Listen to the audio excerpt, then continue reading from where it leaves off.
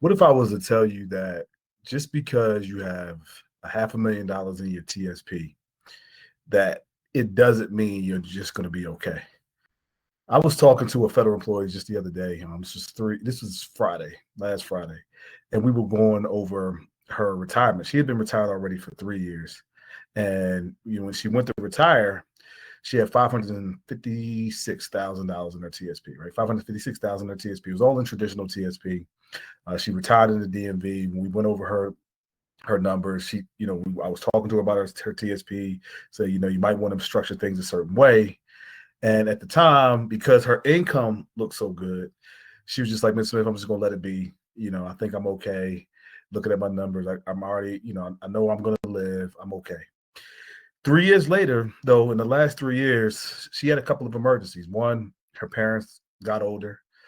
They were already older, but then they started having health issues. So she was between DC and Tampa, Florida, pretty much once or twice a month, right? And so now she's going back and forth, back and forth, back and forth, taking care of things down there and other things going on with her family here. And now, 3 years later, she finds herself having dipped into her TSP a bunch of times. And now, because she's still relatively young, 63, she's starting to think like, okay, well, maybe I'm not okay. Right now, $565,000 income looked good on paper, but because she didn't structure her stuff certain ways, now she's dipping into her TSP. Now she has all this type of fear. So what does that mean for you? What I want to go over today is how to build your financial house and help you understand how the 5 TSP funds work and how you need to have structure around those 5 funds and then other options in retirement. So when it comes to TSP, you got to have a plan. Like, you just can't go in blindly thinking that, okay, I'll get to retirement, I'm gonna just do what I want to do. Now, at Fed Legacy, as I mentioned many times, we've been now helping clients now for 17 years. And because of that, we've seen clients retire at 57, and now they're, in their late 60s, right? We've had clients be 40 years old when he started talking to them, and now they're 55 and they're trying to get ready to retire with the DRP stuff, but they're fully prepared to retire because we've been talking to them for a long time, right? And all in between. But in all those years of experience and thousands of clients helped as a team, we know what works and what doesn't work based on just years and years of experience, right? So what I want to talk to you about is why, just because your TSP balance might have a number on it, that number doesn't mean much without structure. So at Fed Legacy, we always talk about your financial house. And we created this about 6 years ago, and we've been using it to help retirees because we set that as a team and we said, okay, let's figure out a metaphor that can help us understand, to help us illustrate to everyone what they need to have in place in order to retire well. So we came up with the financial house. And so the financial house has 3 elements, and these 3 elements are what you need to have a successful retirement plan, right? And number one, you need a foundation, right? Foundation is just like your home. The stronger your foundation, the stronger your retirement is going to be. With this lady, I tried to have the conversation with her around the foundation, but she just didn't want to really have it. She saw her income. She said, I'm gonna be fine. But if she would have had this conversation around the foundation, she wouldn't have been scrambling going into her TSP for money. And even if she did, she would have had a strategy around it that would not have caused her stress, right?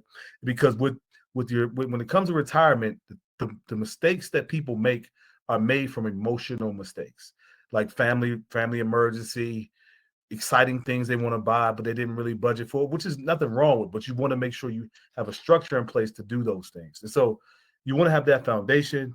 You want to have that walls where we talk about inflation and taxes, because those are 2 outside factors that will affect you if you don't have a plan. And then we also talk about the roof, which roof is where you want to have you have a lot of risk there, but you want to have that risk because you need to be able to grow your TSP and grow your IRAs and your annuities, your mutual fund account, whatever it is that you choose to invest in retirement. You want that money to be growing so that you continue to have money throughout the rest of your life. So let's start with the foundation. The foundation, the reason why it's important is because it's there for family emergencies. It's there for income that you might need that you might not know that you need. It's there for travel that you might just definitely want to do. It's there for legacy money that you definitely want to do. And typically when it comes to the foundational money, you want that money to be protected from market loss. When it comes to the TSP, you have two funds that will do that for you. You have your G fund, right? Government backed, zero risk, but it loses to inflation. So you can have your money there, but and even on the TSP website, it says this money is subject to this subject is low to the loss of buying power. So not market loss, but buying power, right?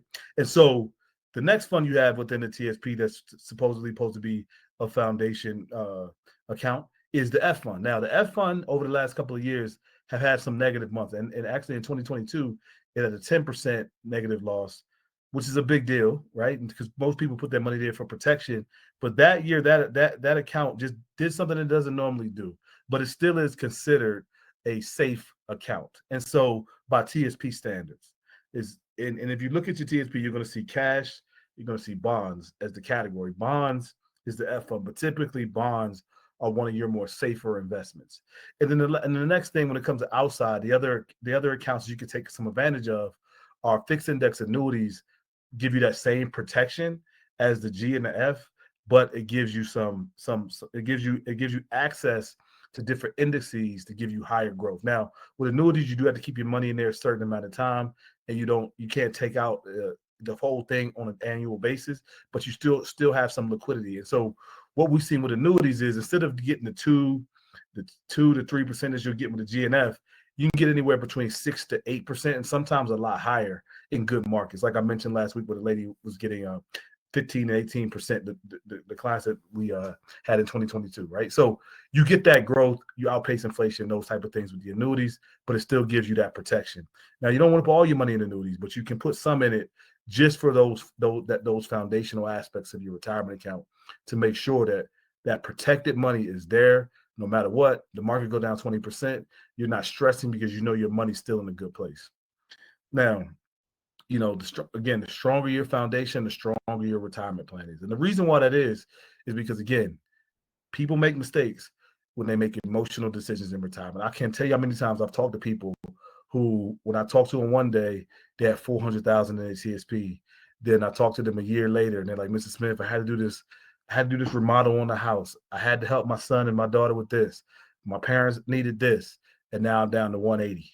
I see that all the time where people they're just spending money in retirement for reasons, but you want to have a strong foundation so that you don't make mistakes in retirement. So this is just an example of an index annuity that we have. Again, 100% protection from market loss, growth potential, also some tax strategies you can do with annuities.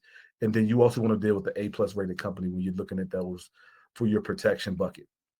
The next bucket is the walls, right? The walls are the second aspect of your financial house. Now, the walls are important because you want to make sure your money is outgrowing inflation. Speaking about the lady at the beginning of the call, her money was mainly all in the G fund, and because her money was in the G fund, she had money in her had money. She had the money in there when she started, but that money was still around the same. She had gained about a couple $1,000s, right? And since she retired, and so because she didn't gain much, when she started spending down on the money, it was spending down in a fast way, as opposed to if she had that money, some of it in the C, some of it in the S, some of it in the I, with the balance over 500,000, she would have easily gained over 50, 60,000 just in interest in the last 3 years, easily, right? And so the money that she was spending wouldn't have had a big dent, as big of a dent in her retirement plan. And so when we run our reports through Retirement Analyzer, and if you've ever done one of those and you're on this call, you know that we always talk about how to pay out your income by just living off the principal. You can only do that if you have the right investment mix. And so you want to make sure you have the right investment mix. I showed a lady last week, if y'all recall, where the lady put $500,000 with us, and I showed you actually screenshots. Obviously, I blocked out her name, but she's been taking $3,000 a month out of her annuity. This was an annuity, but she was taking $3,000 a month out, and still 2 years later, now her account was still at 618. She took 500. She put 500,000 in. She's taking $3,000 a month. And we looked at a live screenshot of where her account was today. It was as of last week, and it was at 618,000. Still taking money, but her because the interest that she was gaining was bigger than what she was taking out. Her account was still gaining. She was still getting what she needed out, which was $3,000 a month. This is the strategies you can do within the walls, right? We want to make sure we put in place where you have have a certain amount of money into the walls, right? Outpacing inflation. The next, which I talk about all the time, is tax strategies. As you all know, tax strategies have changed over the last couple of years because of the Secure Act. Now, when you retire, when you pass on, I'm sorry, your kids are going to be subject to a 10-year tax bond that is just there. But for you, you just have to make sure that you have paid enough for your money, moved enough for your money from the Roth, from your traditional account to the Roth account, so that by the time you get to RMDs, you're paying less and less and less to Uncle Sam. Because the thing is, Uncle Sam pushed the age back. You think he did it just to give you more of a break, but really it's so that your money can grow, so that there's bigger tax revenue that they can collect. Because now, instead of your money being, and just keeping it at this $500 example, instead of your money being 500,000, now it's 800,000, which means their portion has grown too. And so that's a big deal. I always ask people all the time when they're telling me what their TSP balance is. It's like, in this example, okay, you got 690,000 in your TSP, Patrick. How much of that is yours? The reality of it is, it could be one thing today, it could be another thing tomorrow. It just depends on who's president, what the tax plan is, what state you're in, but 690 could easily be really 450. It just depends on where you are. But it's not the 690. And so what you want to do is you want to have strategies in place that reduce the IRS's portion. Now, you can't avoid it, but you can for sure reduce it.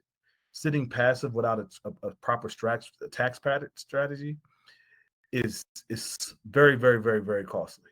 Very, very costly, because there are things you can do. You just have to be proactive. And those things can save your family hundreds of thousands of dollars in taxes, your family and yourself, when you get to those RMD ages. And this is really important when it comes to long-term care, because I tell people all the time who are federal employees, it's like, you don't have to rush to buy a long-term care policy. And the reason why you don't have to rush to buy one is just because, and they're not bad.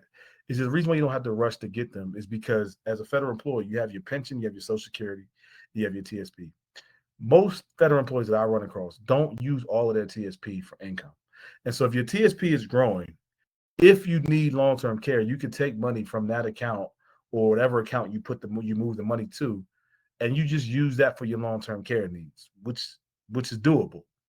And it's very cost effective, because if you're in your late 50s, 60s, and you're getting ready to retire, long-term care can be quite expensive, and it's a bill that you have to pay into retirement, when all you really have to do is structure your TSP in a way that equates for that emergency, right? And so, well, how does that relate to taxes? It relates to taxes because if you're going to use that money for long-term care needs, you want to make sure when you're taking that money out, that money is already taxed.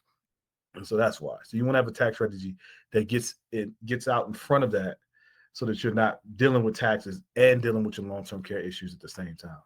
Now, the last aspect of the financial house is the roof. And the roof is all about growth. Just going back to this lady 3 years ago, when we talked, I told her, you need to invest your TSP certain ways to make sure that you're still capturing some of the growth. She just wasn't interested in having a big conversation around it. She just retired. She just wanted some life insurance. We gave it to her, but she wasn't interested in talking about her TSP. If she had, obviously we would have made sure that we put a lot of her money into the C fund, so that now she's looking up years later, like I just mentioned before, with 60,000 plus in interest over that time period, even though she's taking money out, right? You want to make sure you're always taking advantage of the growth. Like the iFund this year, not saying that you go do anything, don't move money to it or anything. I'm not giving any investment advice like that. I'm just saying this year is up over 15%. That's a lot of money gained if you have 500,000, or if you have $1 million, or if you have 100, whatever. It's just 15% of your money is a good amount of money that you want to make sure that you're capturing. And so the C fund over the last 10 years has returned around 13%. That's average per year. So that means a bunch of years it was at 20%. or above 15%. You don't want to miss out on those years.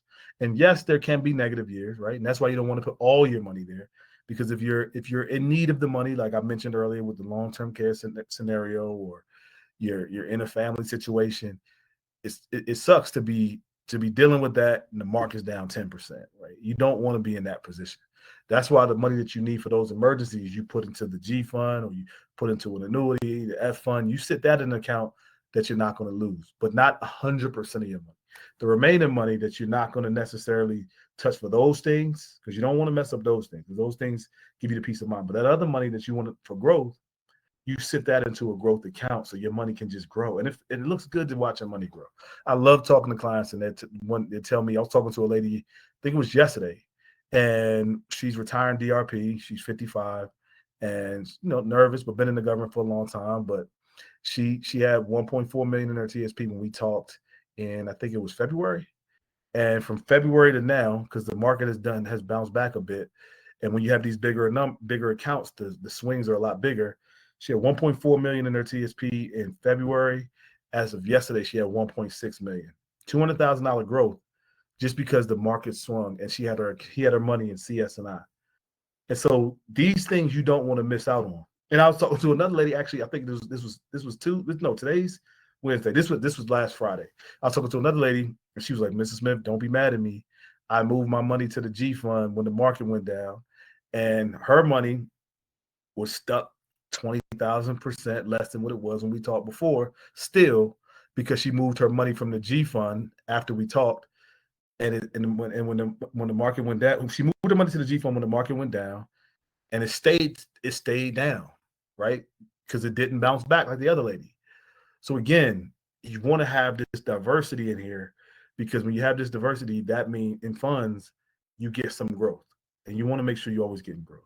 And so that's the financial house, how all the funds work within the financial house.